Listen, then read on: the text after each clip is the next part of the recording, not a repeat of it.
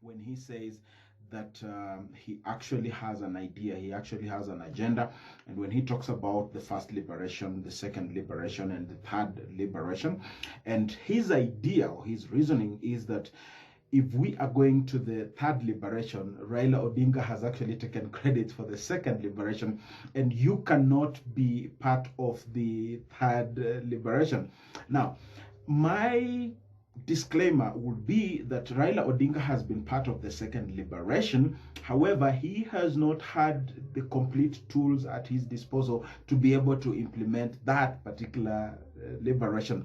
And on that account alone, actually, it gives Raila too much credit to the extent that he has been able to effectively champion for the second liberation, even without the absolute tools of power. He has had, I would call it half ammunition all the while. It's the kind of ammunition where the Davidic war of the Bible won and beat Goliath without necessarily having the javelins, the right shoes, and the right breastplates. And, so that's Raila Odinga for you. But my disclaimer to Jimmy Wanjigi is, and I want him to tell me that I am wrong, that if at all Raila Odinga had the ability to fight the second liberation without the full scale of the absolute power of the state, then it actually means that there is much more fuel in his tank that can go the extra mile to find its way into the third liberation.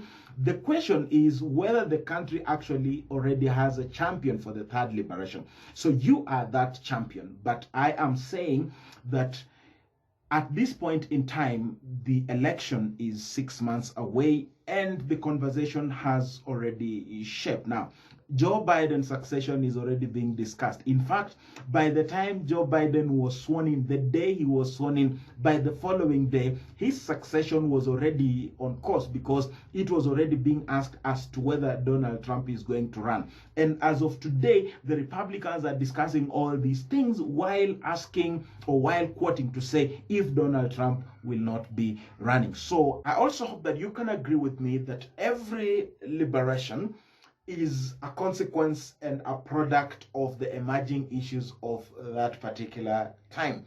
And so that is to mean that the people who are victims of that particular need to cause the liberation are the ones who eventually give feedback, are the ones who echo as to whether the leaders that are approaching them are articulating their heartbeat, as to whether the leaders who are presenting themselves as champions for the day are actually addressing their very issues of that particular moment.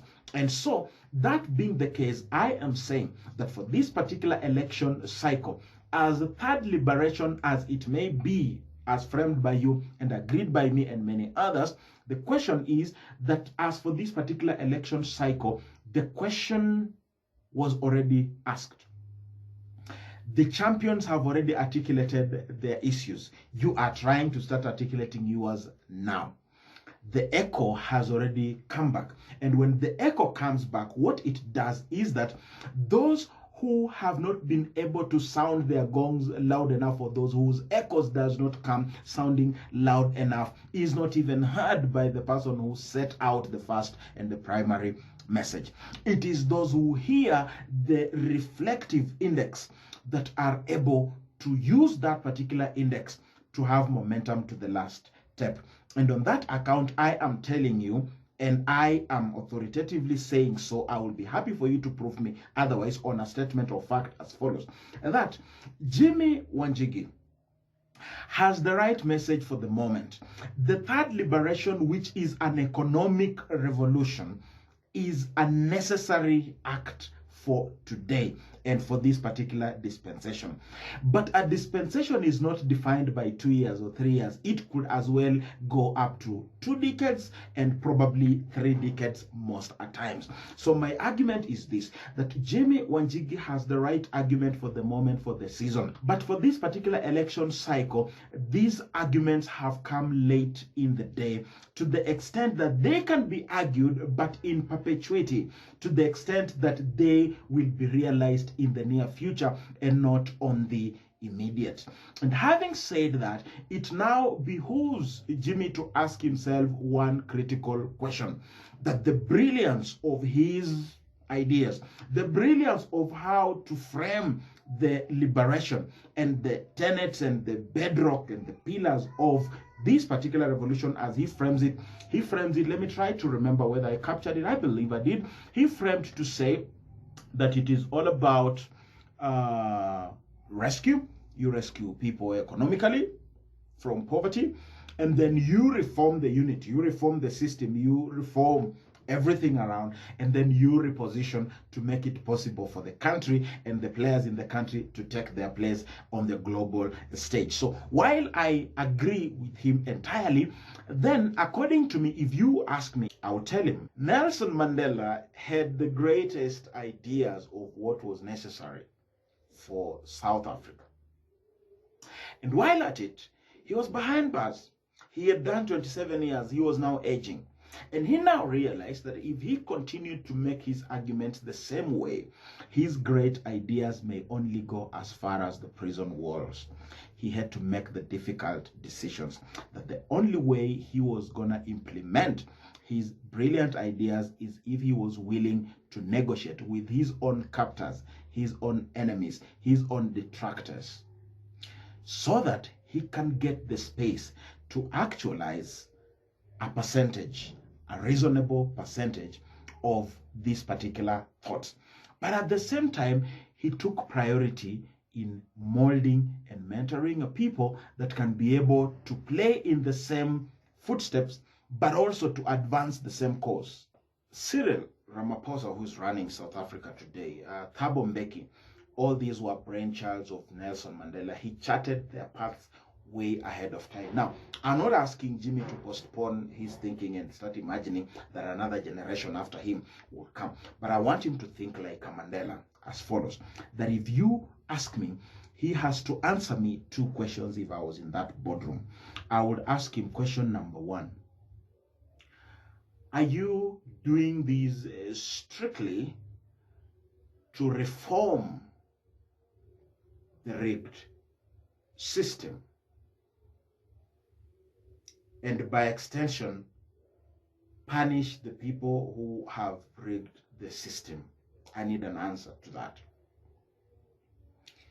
If he says that he is doing what he has to do specifically to reform the system, or even to punish the people who have rigged the system so that the punishment becomes a lesson for future generations, then I will urge him on and tell him, go on and do it, because there is a necessary lesson that you yourself will need to learn.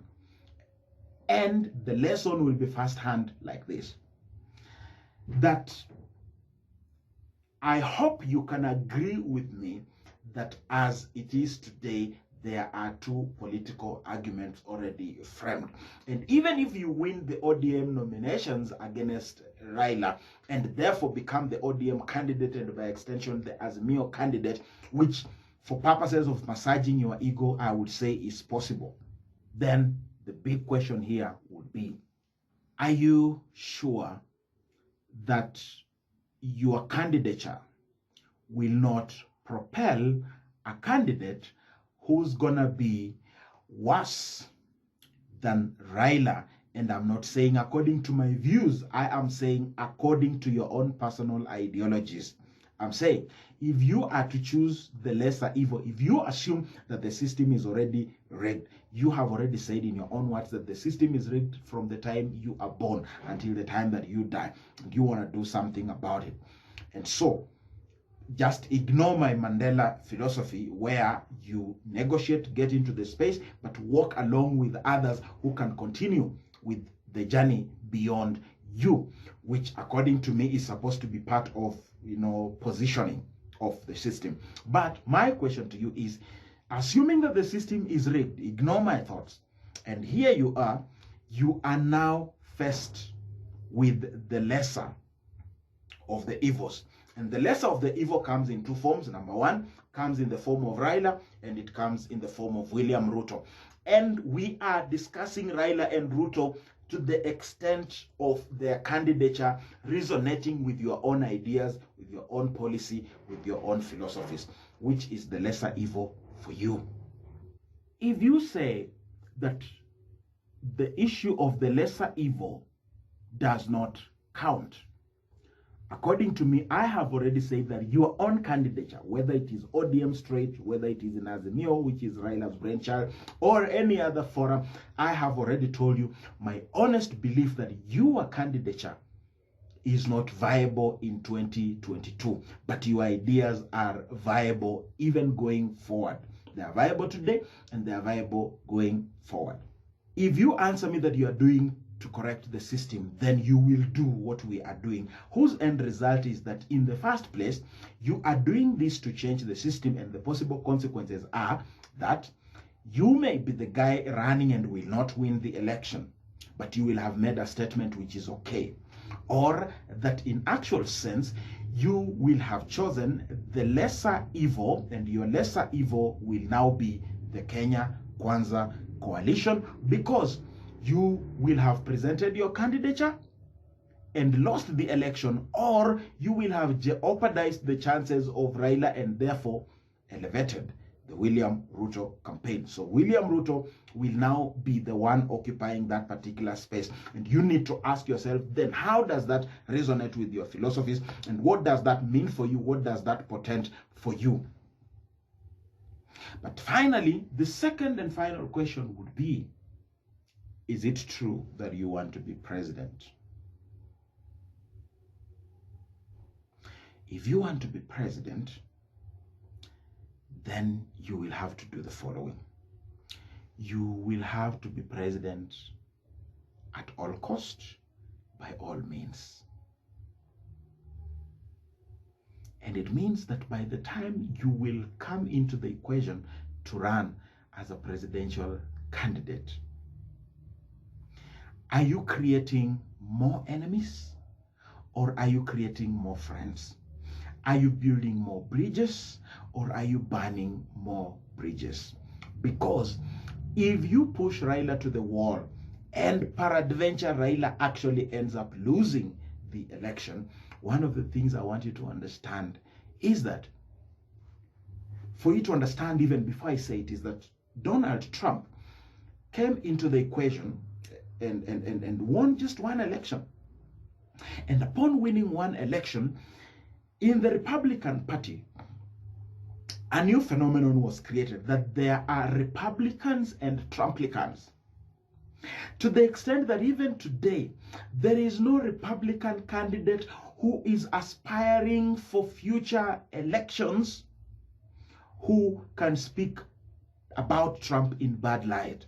Just the other day, when there was an insurrection in the United States Capitol, Ted Cruz, who is a contender for future presidency, who came number 2 to Donald Trump in the Republican Party, called that insurrection an act of terrorism. But then he had to be repudiated. He had to withdraw those statements. He had to publicly say he had misspoke, and he had to apologize to the American public among the Republicans, because it was unfashionable and unforgiving to speak of Donald Trump in a certain manner. I am telling you that if you are wishing and hoping to just be about reform, to reform the system, but you are not a presidential contender for the future, then you can reform and just burn down the house. But if indeed it is true that you anticipate and hope to be a president for the future, to be able to imply or to apply your 3 R's of rescue, reform, and reposition, certain parts of the country will be very unforgiving that it is actually you who cost Azimio the presidency, that you cost Raila not to win this election. And that even if it is you who is brought on the table as the ODM candidate and you eventually lose the election, and I've already told you why I believe you could lose the election if you are that candidate, the people will not forgive you for that. And so when we go to the next dispensation and you are running this presidential race, you will begin with a deficit such that money alone will not be sufficient to cover up for that particular deficit. So you are better off to compromise a certain degree of your strategies of pursuit for power. You don't need to change anything about your philosophies, but the strategy of pursuit you may need to change if it is true that indeed you want to be president of the republic in future. You cannot afford to be in bad books with Raila, to be in bad books with Uhuru, and to be in bad books even with Mount Kenya. Why don't you just inherit the Mount Kenya that is already in Azimio? You are in Azimio yourself. Why don't you inherit that goodwill? They don't have a leader. That's why they don't have a presidential candidate. You have positioned yourself. Don't be distracted. Don't allow the other ODM fraternities to imagine that you came in as a spoiler. They don't know where you have been with Raila. They don't know that indeed it is you who called Raila on the table. Who will believe that? But I believe it is true. Perception is everything in politics. For as long as the public perceives you as a spoiler in the equation, you will reap the consequences of a spoiler, even if you were never a spoiler in the first place, which I believe that you are not. You are a genuine Democrat in the equation.